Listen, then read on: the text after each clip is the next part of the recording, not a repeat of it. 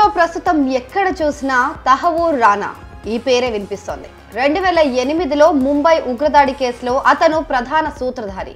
ఈ కేసులో అరెస్ట్ అయిన అతడు అమెరికా లాస్ ఏంజలస్ జైల్లో కొన్నేళ్ల నుంచి శిక్ష అనుభవిస్తున్నాడు. ఈ క్రమంలోనే అనేక చర్చల తర్వాత అమెరికా ప్రభుత్వం తహవూర్ రానాను భారత్కు అప్పగించింది. తహవూర్ రానాతో యుఎస్ లో బయలుదేరిన స్పెషల్ ఫ్లైట్ గురువారం రోజు భారత్కు చేరుకుంది.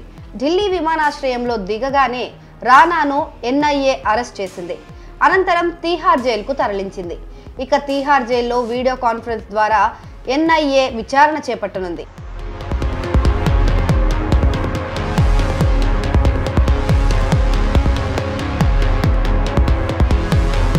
ఇక తహవూర్ రానాను భారత్కు రప్పించిన నేపథ్యంలో ఇప్పుడు ఇంతకు ఎవరి తహవూర్ రానా, అతడికి ముంబై పేలుళ్లకు ఏంటి సంబంధం, ఈ కేసులో ఎలాంటి పరిణామాలు జరగబోతున్నాయి అనేది సర్వత్రా ఆసక్తిగా మారింది. ఇక అతడి వ్యక్తిగత జీవితాన్ని మరొకసారి పరిశీలిస్తే పాకిస్తాన్ మూలాలు ఉన్న కెనడా పౌరుడు తహవూర్ రానా 1961లో పాకిస్తాన్లోని చిచావత్నీలో ఆయన జన్మించాడు. వ్యాపారవేత్తగా చికాగోలో సెటిల్ అయిన అతడు అంతకుముందు పాక్ ఆర్మీ మెడికల్ కార్ప్స్లో కెప్టెన్గా పనిచేశాడు. ఆ తర్వాత 1997లో కెనడాకు వలస వెళ్ళాడు. అనంతరం అమెరికాకు వెళ్లి ఇమిగ్రేషన్ సంస్థను కూడా ఏర్పాటు చేసుకొని అక్కడే సెటిల్ అయిపోయాడు.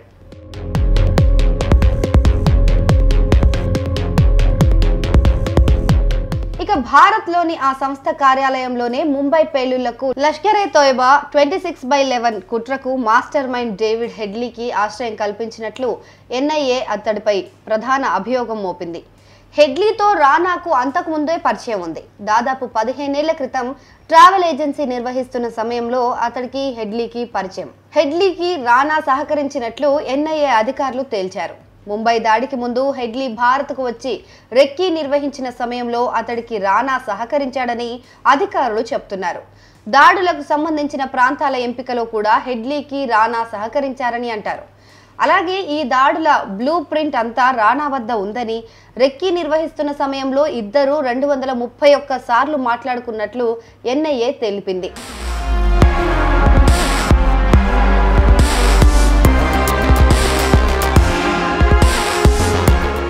ప్లాన్ తర్వాత 16 ఏళ్ల క్రితం అంటే 2008 నవంబర్ 26న పాకిస్తాన్ కేంద్రంగా పనిచేసే లష్కర్-ఏ-తోయిబా ముఠాకు చెందిన 10 మంది ఉగ్రవాదులు ముంబైలో మారణ హోమానికి పాల్పడ్డారు. కొబాలా సముద్ర తీరం వెంబడి దక్షిణ ముంబైలోకి ప్రవేశించిన ఈ దుండగులు నగరంలో మారణ హోమాన్ని సృష్టించారు.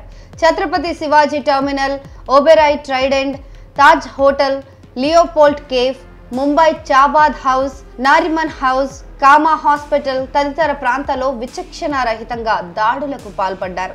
ఈ దాడుల్లో 18 మంది భద్రతా సిబ్బంది సహా 166 మందిని పొట్టనబెట్టుకున్నారు. అయితే ఈ దాడులకు అవసరమైన ప్రణాళికలు రూపొందించడంలో రానా కీలక పాత్ర పోషించాడు. దీంతో అతడిపైన ఈ కేసులన్నీ నమోదయ్యాయి.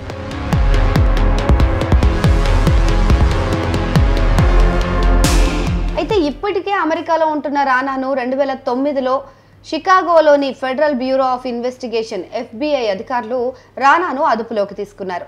2008 నవంబర్ 26న ముంబైలో జరిగిన ఉగ్రదాడిలో 174 మంది ప్రాణాలు కోల్పోగా 300 మందికి పైగా గాయాల పాలయ్యారు. ఈ ఘటనలో 6 అమెరికన్లు సైతం మరణించారు. ఈ దాడులకు అవసరమైన ప్రణాళికలు రూపొందించడంలో రానా కీలక పాత్ర పోషించాడని అతడిపై కేసులు నమోదయ్యాయి. దాడి జరిగిన ఏడాది తర్వాత 2009లో అరెస్ట్ చేశారు. ఆ తర్వాత రానాను తమకు అప్పగించాలని భారత్ చాలా కాలంగా అమెరికాను కోరుతూ వస్తోంది.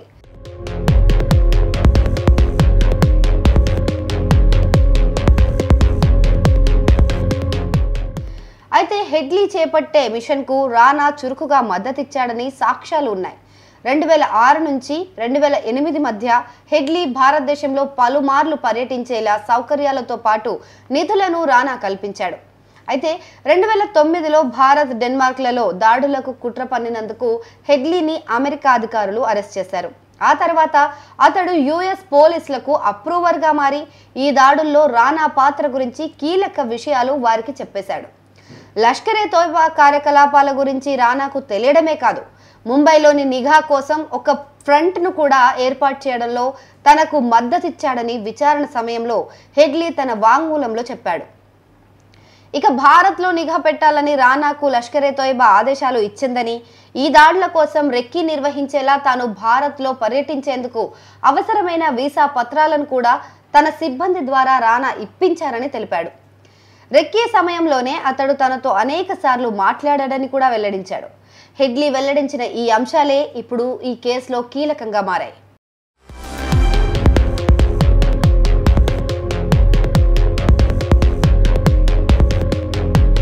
రానాను తమకు అప్పగించాలని భారత ప్రభుత్వం చేసిన విజ్ఞప్తికి అమెరికా గతంలోనే సానుకూలంగా స్పందించింది. రానా అప్పగింతపై ఇటీవల అమెరికా అధ్యక్షుడు ట్రంప్ సైతం ప్రకటన చేసిన సంగతి మనకు తెలుసు. అయితే ప్రధాని మోదీ అమెరికా పర్యటనలో భాగంగా ట్రంప్ మాట్లాడుతూ 2008 నవంబర్ నెల 26వ తేదీన ముంబై ఉగ్రదాడిలో నిందితుడైన అత్యంత ప్రమాదకరమైన వ్యక్తిని భారత్కు అప్పగిస్తున్నామని అన్నారు.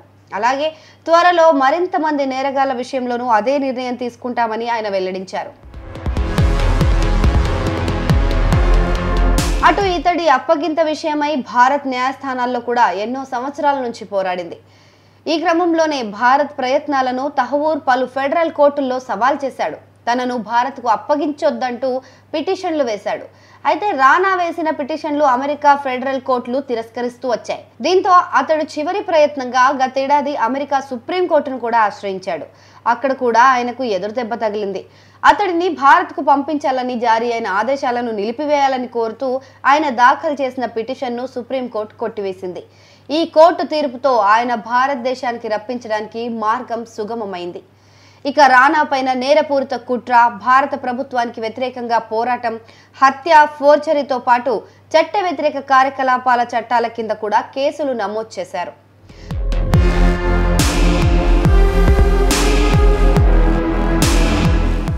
రానా వచ్చేశాడు. మరి ఇప్పుడు ఏం జరుగుతుంది? 26/11 దాడుల్లో పాకిస్తాన్ ప్రభుత్వ పాత్ర, ప్రణాళికతో పాటు ఎవరు నిధులు సమకూర్చారు అనే కీలక విషయాలపైన స్పష్టత వచ్చే అవకాశం ఉంది. అలాగే భారతదేశంతో పాటు విదేశాల్లో కూడా రానాకు చెందిన సహచరుల సమాచారంతో కేసులో కీలక నిందితుల వివరాలు సేకరించే ఛాన్స్ ఉంటుంది. అయితే రానాతో మాకు ఎలాంటి సంబంధం లేదని పాకిస్తాన్ ఇప్పుడు వాదించడం ప్రారంభించింది.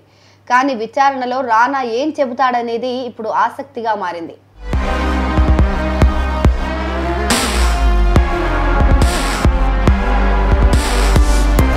రానా రాక తర్వాత అటు మరో కీలక సూత్రధారి డేవిడ్ హెడ్లీని ఎప్పుడు భారత్ తీసుకొస్తారనే ప్రశ్న వినిపిస్తోంది. అయితే అతన్ని మన దేశానికి తీసుకురావడం దాదాపు అసాధ్యమని తెలుస్తోంది. ముఖ్యంగా ముంబై దాడులకు కీలక సూత్రధారిగా భావిస్తున్న డేవిడ్ కోల్మన్ హెడ్లీ ముంబైలో రెక్కీ నిర్వహించాడు. అతడికి రానా సహకరించాడు. అయితే ఇప్పుడు రానాను అమెరికా ప్రభుత్వం భారత్కు అప్పగించేసింది. కానీ హెడ్లీని అప్పగించేందుకు అగ్రరాజ్యం సుముఖంగా లేదని తెలుస్తోంది. అందుకు కొన్ని చట్ట, దౌత్య, వ్యూహాత్మక కారణాలు కూడా ఉన్నాయని నిఘా వర్గాలు వెల్లడించాయి. తనను భారత్, పాక్, డెన్మార్క్లకు అప్పగించొద్దని 2010లోనే అమెరికా అధికారులతో హెడ్లీ ఒక ఒప్పందం చేసుకున్నట్లు తెలిపాయి. ఇది చట్టపరమైన ఒప్పందమేనని, రానా వంటి కుట్రదారులకు వ్యతిరేకంగా సాక్ష్యం చెప్పినందుకు బదులుగా అతడికి మరణశిక్ష తప్పదని అక్కడ వర్గాలు చెప్తున్నాయి.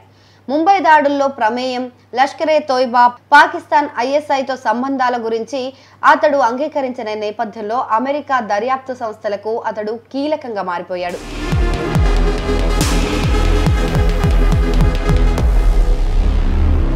ఇక హెడ్లీని భారత్కు అప్పగించడం వల్ల తమ దేశ నిఘా కార్యకలాపాలు, ప్రస్తుత విచారణలకు ఆటంకం ఏర్పడుతుందని అమెరికా కూడా భావిస్తోంది.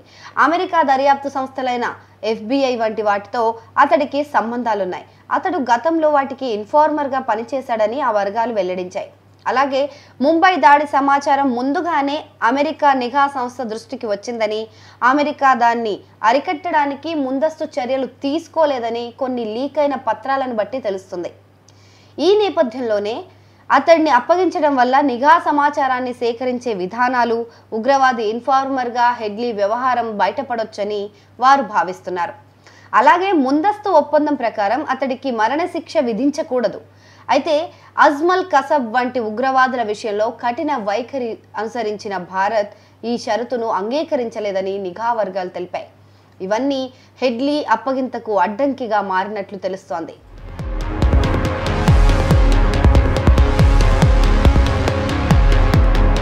అయితే రానాతో పాటు హెడ్లీ కూడా భారత్కు వస్తే ఈ కేసు పూర్తిగా ఓ కొలిక్కి వచ్చినట్టవుతుందని నిపుణుల వాదన.